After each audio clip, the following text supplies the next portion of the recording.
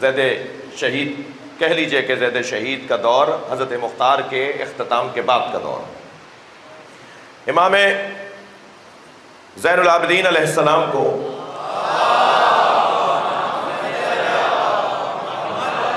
بے ربط بات میں نے نہیں کی ہے کہ حضرت مختار نے یہاں سے کیسے کنیز بھیج دی.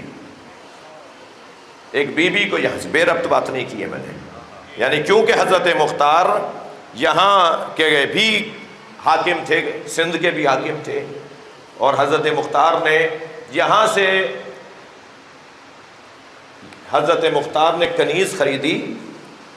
حضرت مختار نے کنیز خریدی 30,000 درہم، 63 لاکھ روپے آج کے.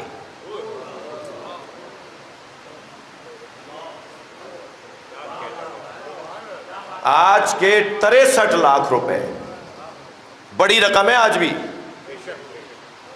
30,000 درہم کی کنیز خریدی، اور اس کنیز کا حسن اور جمال اور کمال یہ ہے کہ جہاں وہ ظاہری طور پر نور الہی کا جلوہ ہے، وہاں کردار میں، علم میں، زیرکی میں، ہوشیاری میں پورے سندھ میں ممتاز خاتون ہے.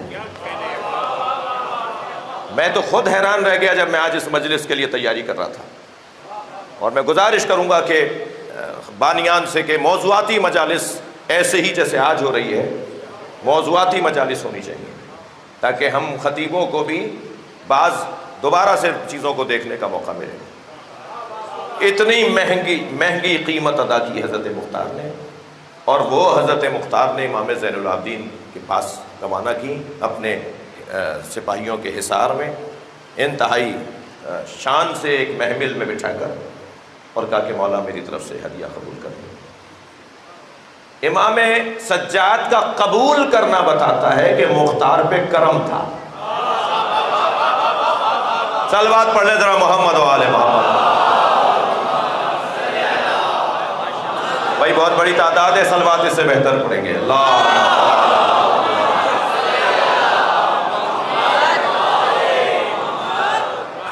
بی بی کا نام جیدان یا جیدا ہے، جس بی بی کو امام سجاد کی خدمت میں بھیجا گیا، جن سے حضرت زید ابن علی حضرت زید شہید ہیں. امام محمد باقر کے چھوٹے بھائی ہیں، اور امام باقر کا آپ پر اتنا کرم ہے کہ نہ جانے کیا کس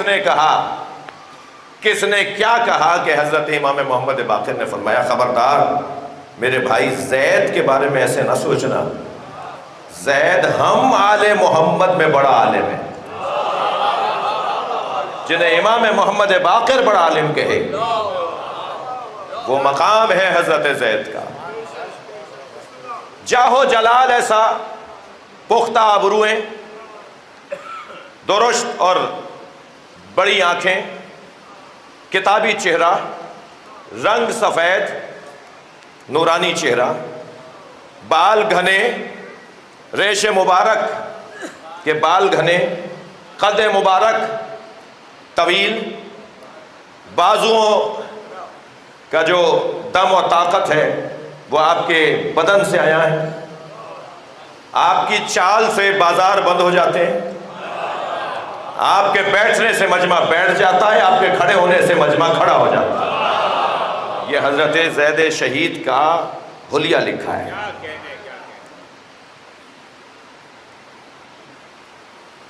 جو شخصیت آل محمد سے سبق لیتی ہو، جو شاگرد ہو امام زین العابدین کا، جو مطیع ہو امام محمد باقر کا، پھر وہ مجاہد بھی اتنا ہی بڑا ہوگا جتنا بڑا زاہد ہوگا، وہ عالم بھی اتنا ہی بڑا ہوگا جتنا بڑا شجاع ہوگا.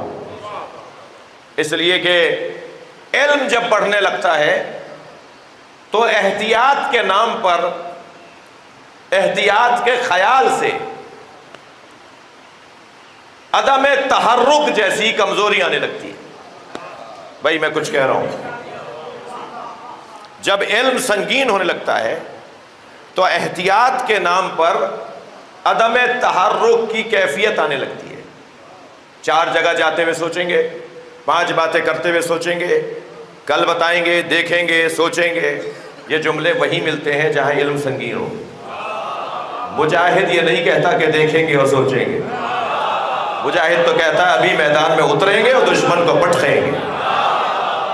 اب یہ کیسی شخصیت ہے جو علوم میں عالم آل محمد ہے اور جہاد میں حسین کی مثال ہے۔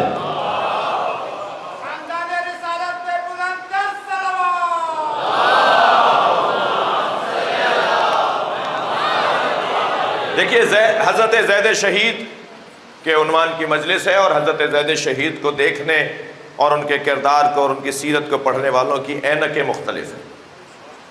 میں جس اینک سے دیکھوں گا وہ کوئی اور اینک ہوگی۔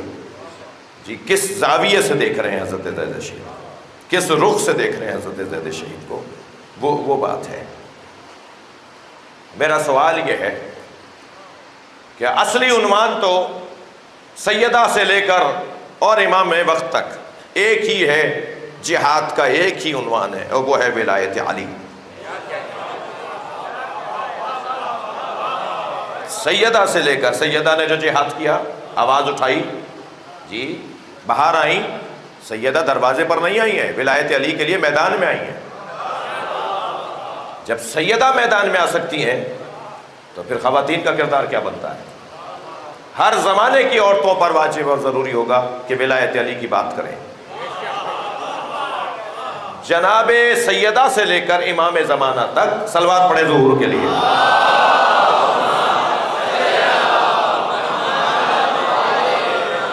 بھائی میرا پیغام بہت زیادہ ہے، کوشش کروں گا کہ مختصر ہو۔ تمام ائمہ اہل بیت نے، تمام آل رسول کے افراد نے ولایت مولا علی کی خاطر جہاد کیا ہے، ٹھیک ہے۔ مولا علی کہیں بھول نہ پائیں، کہیں بھول نہ جائیں کہ علی علی ہے، کہیں ذہنوں سے نکل نہ جائے کہ علی کے ساتھ کیا ہوا ہے۔ ہر دور میں مولا کی ولایت کی خاطر آواز اٹھانا۔ مگر کیا ترک ولایت علی سے بڑھ کر نہیں، ترک ولایت علی سے بڑھ کر کوئی منکر ہے؟ برائی کیا ہے معاشرے کی؟ جہاد کس کی خاطر کیا جاتا ہے؟ برائیوں کے خاطر، برائیوں کے خلاف۔ سب سے بڑی برائی ترک ولایت علی۔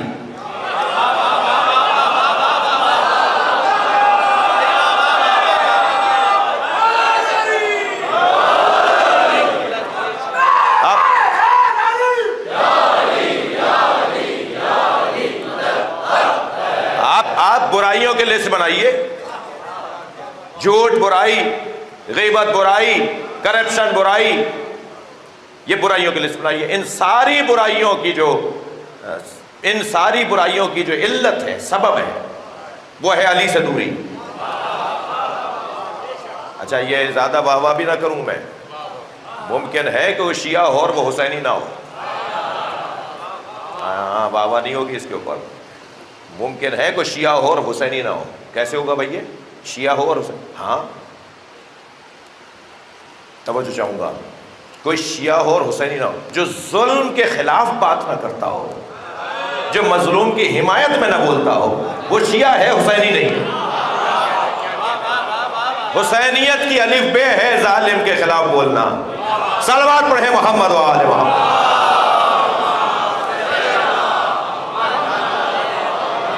دور امام محمد باقر کا ہے، دور امام جعفر صادق کا ہے، اور زید شہید قیام کر رہے ہیں۔ جی مکہ چھوڑ کر، مدینہ چھوڑ کے مکہ آئے، مکہ چھوڑ کے کوفہ آئے، اور کوفے میں حضرت زید شہید نے قیام کیا ہے، اور ائمہ اہل بیت نے ان کی تائید کی ہے۔ وہ بات غلط ہے۔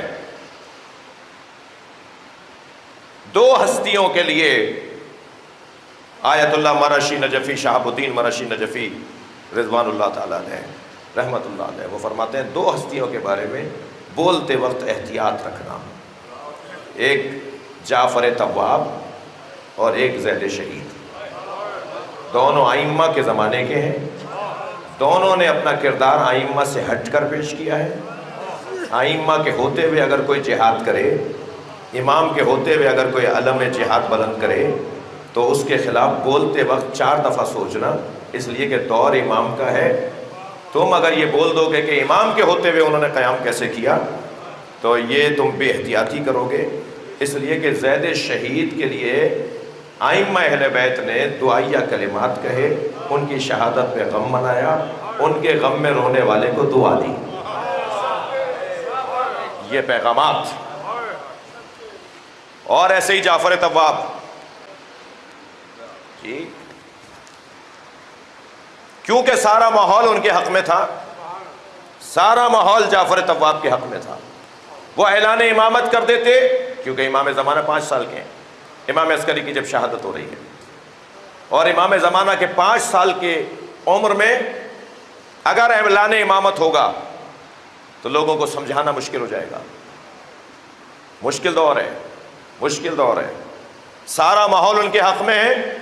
جب معتصم باللہ نے کہا کہ آپ اہل بیت کی امامت کا اعلان کریں، تو فرمایا کہ ہمارے ہاں جو جنازہ پڑھاتا ہے وہی بعد والا امام ہوتا ہے، جو امام کا جنازہ پڑھاتا ہے، جو امام کو غسل و کفن دیتا ہے وہی بعد والا امام ہوتا ہے۔ تو تم کہہ رہے ہو کہ میں اعلان امامت کروں تو جنازہ ہوگا، تم دیکھ لینا۔ اب لگا ایسے کہ گویا یہ خود نماز جنازہ پڑھائیں گے، کیونکہ کسی کا ذہن نہیں جا رہا تھا کہ 5 سال کی عمر کے فرزند کو امام بنایا جائے گا، سب کا ذہن ان کی طرف تھا۔ ہزاروں کا مجمع جمع ہوا امام عسکری کے جنازے میں، اور جب انہوں نے تکبیر کہنے کے لیے خود کو آگے کھڑا کیا، صفیں لگ چکی ہیں، وہاں کھڑے ہیں جہاں امام جنازہ پڑھانے کے لیے مثلاً کھڑا ہوگا، کھڑے ہیں، دروازے سے امام باہر آئے۔ اچھا، خود کہا کہ میت حضرت کا جنازہ، حضرت کا جسد اقدس وہ گھر کے دروازے پہ رکھا جائے۔ جگہ کا انتخاب بھی جعفر نے خود کروایا، اور پھر گھر سے امام زمانہ باہر آئے اور آگے بڑھ کے کہا چچا پیچھے ہٹیے۔ چچا 2 قدم پیچھے ہٹے، امام زمانہ آگے آگے کھڑے ہوئے، نماز جنازہ پڑھائی، سارا ماحول آمادہ کر کے جس کے حوالے کر دیا وہی تو سیاستدان ہے، وہی تو حکیم دورہ ہے۔ لہذا حضرت جعفر طواب کے لیے بھی اور حضرت زید شہید کے لیے بھی آیت اللہ مراشی نجفی، میں نے نام ان کا اس لیے لیا کہ علماء علم رجال میں، شیعہ علماء میں موضوعات ہیں، کوئی فقیہ ہے، کوئی فلسفی ہے، کوئی محدث ہے، کوئی عارف ہے، تو ایسے ہی آیت اللہ مراشی نجفی علماء امامیہ کے اندر اس صدی کے سب سے بڑے رجالی عالم ہیں، علم رجال کے ان سے بڑا عالم نہیں تھا، یعنی جو شجروں کا، ہسٹری کا، صحابہ کا، تابعین کا، تبع تابعین کا جو حال جانتے ہوں، شخصیات کے بارے میں جانتے ہوں، تو انہوں نے فرمایا خبردار ان 2 شخصیتوں کے بارے میں بے احتیاطی نہ کرو۔ حضرت زید شہید کا زہد اسطوانۃ المسجد لقب تھا حضرت زید شہید، مسجد کا ستون ہے یہ، یعنی اللہ کا گھر جس کی وجہ سے کھڑا ہوا ہے وہ ہے زید۔ آپ کو معاشرہ کہتا تھا اسطوانۃ المسجد، مسجد کا استوانہ، مسجد کا ستون، مسلسل عبادت میں مصروف رہنا۔ یا ایک اور لقب دیا بعض درمیانی نظریہ رکھنے والوں نے، جو چاہنے والے بھی تھے، یعنی تنقیدی نگاہ میں جو تعریف کر رہے ہوتے ہیں نا، مجبور ہوتے ہیں تعریف کرنے پر، مگر دماغ ان کا اس کے ساتھ نہیں ہوتا۔ یہ ہمارا دور تو کچھ ایسا ہی ہے، دماغ اس کے ساتھ نہیں ہوتا مگر مجبور ہو جاتے ہیں تعریف کرنے پر۔ تو حضرت زید شہید کے بارے میں اس طرح کے لوگوں نے حضرت زید شہید کا ایک لقب رکھا، ایک مشہور کیا ان کے نام کو، اور وہ کہا راہب آل محمد۔ آل محمد میں جس نے دنیا کو چھوڑ کر صرف اللہ کی عبادت کو لے لیا ہو وہ ہے زید۔ دیکھیے بہت مشکل ہے کہ جس کے مزاج میں، جس کے بازوؤں میں، جس کے جذبے میں شہادت اور جہاد اور میدان ہو، وہ اتنا ہی بڑا زاہد بھی ہو۔ عاصم ابن عبداللہ ابن عمر، میں آج مولانا طارق جمیل کی کتاب جو انہوں نے گلدستہ اہل بیت کے نام سے لکھی ہے، اس میں حضرت زید شہید پر انہوں نے کوئی 40 صفحے لکھے ہیں۔ گلدستہ آل محمد میں، گلدستہ اہل بیت میں زید شہید، ایک اس میں مطالعہ کر رہا تھا تو اسے بھی میں نے دیکھا۔ عاصم ابن عبداللہ ابن عمر حضرت عمر کا بیٹا عبداللہ اور عبداللہ کا بیٹا یعنی حضرت عمر کا پوتا، وہ کہتا ہے کہ توجہ چاہوں گا، وہ کہتا ہے کہ قرآن پڑھ رہے تھے، میں ان کے قریب بیٹھا تھا، حضرت زید شہید قرآن پڑھ رہے تھے اور میں ان کے برابر بیٹھا تھا، تو قرآن کی یہ آیت سورہ مبارکہ محمد کی آیت جب انہوں نے پڑھی جس میں پروردگار عالم نے ارشاد فرمایا، آیت نازل ہوئی، ان تتولوا یستبدل قوما غیرکم، قرآن سورہ محمد، اگر تم پھر گئے، اللہ مسلمانوں سے کہہ رہا ہے، اگر تم پھر گئے واپس چلے گئے تو تمہاری جگہ اللہ کسی اور کو لے آئے گا۔ تو عاصم ابن عبداللہ ابن عمر کہتے ہیں کہ میں قریب بیٹھا ان کے قرآن کے قاری اس بلا کے، یا روات کہتے ہیں، راوی کہتے ہیں کہ جب وہ قرآن پڑھنے بیٹھتے تھے تو نہیں ہوتا تھا ایسا کہ کوئی آواز سنے اور وہ ٹھہر کر پورا کلام نہ سنے، مجمع ٹھہر جاتا تھا، نمازی اپنے کام چھوڑ دیتے تھے، عبادت گزار اپنے عبادتوں کو چھوڑ کر سننے بیٹھ جاتے تھے کہ زید قرآن پڑھ رہے ہیں۔ جی وہ کہتا ہے، عاصم ابن عبداللہ کہتا ہے کہ زید قرآن پڑھ رہے تھے اور اس آیت کو جب پڑھا، ان تتولوا یستبدل غیرکم قوما غیرکم، جب قرآن کی آیت پڑھی تو اتنا روئے کہ اگر تم پھر گئے تو تمہاری جگہ کسی اور کو اللہ لے آئے گا۔ مجھ سے اگر کوئی کہہ دے کہ اگر تم نے ایسا کیا تو مجلس نہیں پڑھنے دیں گے ہم تمہیں، اور کہنے والا اگر میری نسلیں، میرے ماں باپ، میرے اجداد، ہم سب قربان ائمہ اہل بیت کی جوتیوں پر، اگر کوئی امام معصوم کہہ دے تو میں مجلس نہیں پڑھنے دوں گا، تو میرا تو وہی دن موت کا ہے۔ اگر مالک کہہ دیں کہ ہم تمہیں یہ کام نہیں دیں گے، اب آپ اپنے ذرا ماتحتوں کو ذرا تصور کیجئے جو آپ کے آفس میں کام کرتے ہوں، آپ اگر ان سے کہہ دیں کہ اگر تم نے ایسا کیا تو میں کام تم سے لے لوں گا، پھر گھر جا کے بیٹھ جانا، پھر یہاں سے شکل نہیں دکھانا، وہ کتنی بڑی مصیبت کا دن ہوگا اس شخص کے لیے۔ قرآن کہہ رہا ہے مسلمانوں سے، اللہ کہہ رہا ہے مسلمانوں سے کہ اگر تم نے ایسا کیا تو میں تمہاری جگہ کسی اور کو لے آؤں گا۔ اس بات کو سوچ کے اتنا روئے کہ ایسا ہو جائے گا، ایسا ہو سکتا ہے، اور روتے روتے بے ہوش ہو گئے۔ حضرت زید شہید کا زہد، زاہد دوراں، پیشانی پہ سجدے کا نشان، دائم الذکر حافظ قرآن، قرآن کی تفسیر ایسے بیان کرتے ہیں، اور جب کسی نے کہا کہ آپ جو آیت سنتے ہیں اس کے بارے میں اتنا حسین جواب رکھتے ہیں، اتنی حسین تفسیر رکھتے ہیں، فرمایا یہ میں نے اپنے بابا سے اور اپنے جد سے سنا ہے۔ ایک مضبوط ترین شخصیت حضرت زید شہید کی، لہذا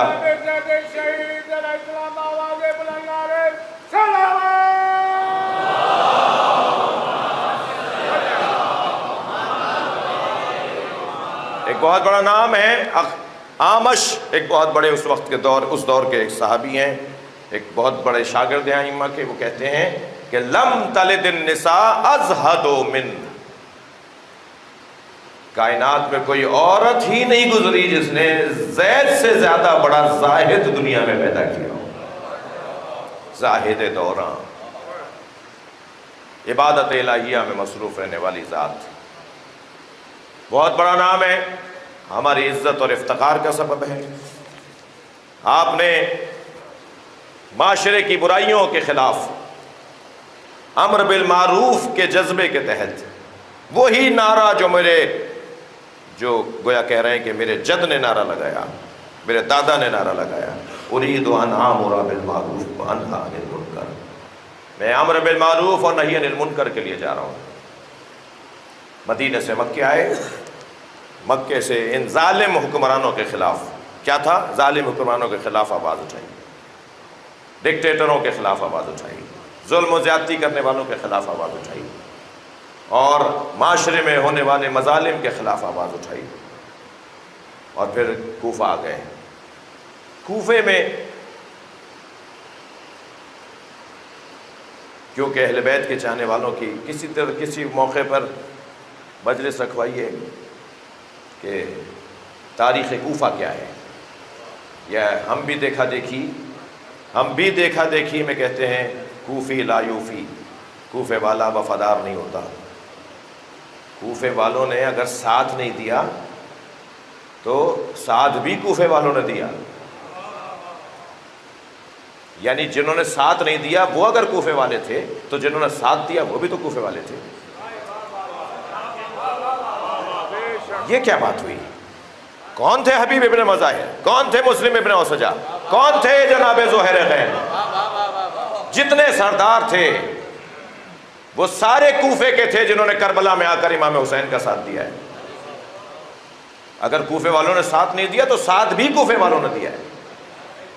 ایک صاحب بڑے جھوم کے کہہ رہے تھے کہ کوفے میں شیعہ رہتے تھے اور شیعوں نے ساتھ نہیں دیا، تو میں نے کہا کہ اگر شیعوں نے ساتھ نہیں دیا تو غیر شیعہ کہاں تھے؟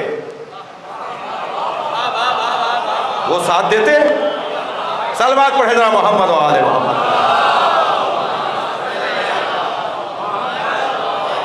اور ہماری احتیاط دیکھیے آپ، ہماری احتیاط دیکھیے۔ ہمارا وہ ذاکر جس نے صرف عطائی ذاکری سیکھی ہے، کہیں پڑھا نہیں ہے۔ ہمارا وہ ذاکر جو عطائی ذاکر ہے، دادا پڑھتے تھے، پردادا پڑھتے تھے، کہیں جا کے کسی اکیڈمی میں کسی مدرسے میں جا کے پڑھا نہیں، وہ بھی سنی نہیں بولتا، اور یہاں کے مفتی کہتے ہیں شیعہ ایسا۔ فرقہ واریت کون پھیلا رہا ہے؟ صلوات پڑھے ذرا محمد و آل محمد۔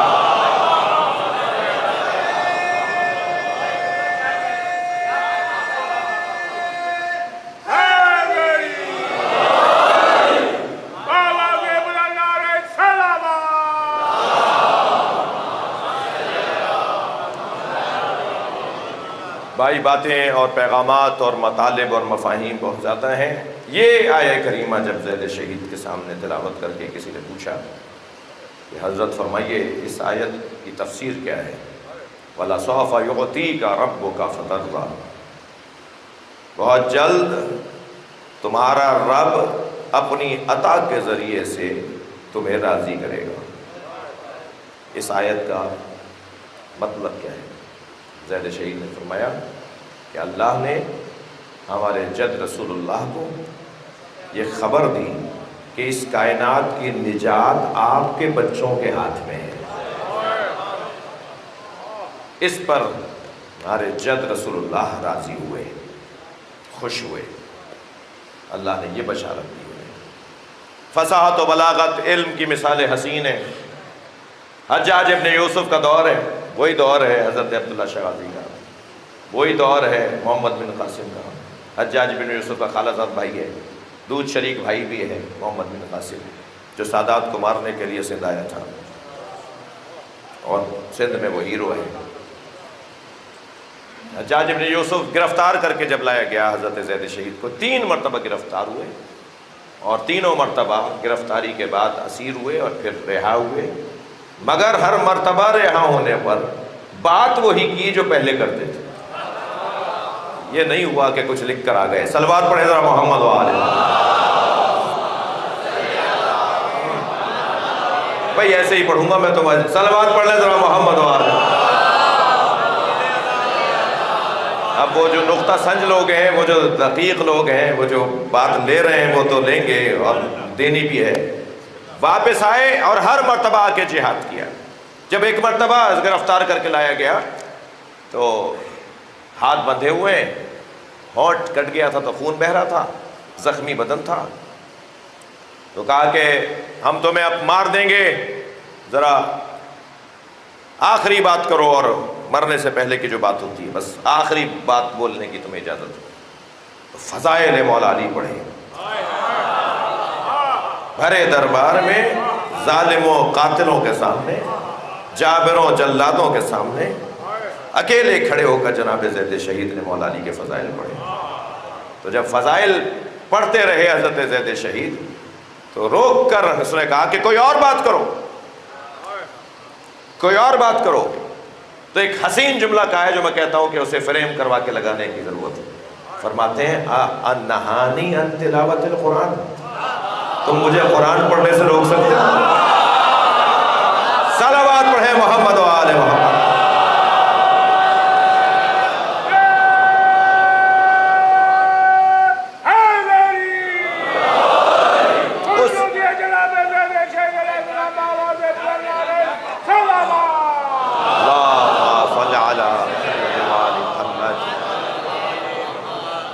پھر ایک مرتبہ جہاد ہوا، اور اب کی مرتبہ جب جہاد کا انہوں نے آغاز کیا تو اپنے ساتھ ایک بہت بڑا لشکر تیار کیا، اور بالآخر حضرت زید شہید ہو گئے۔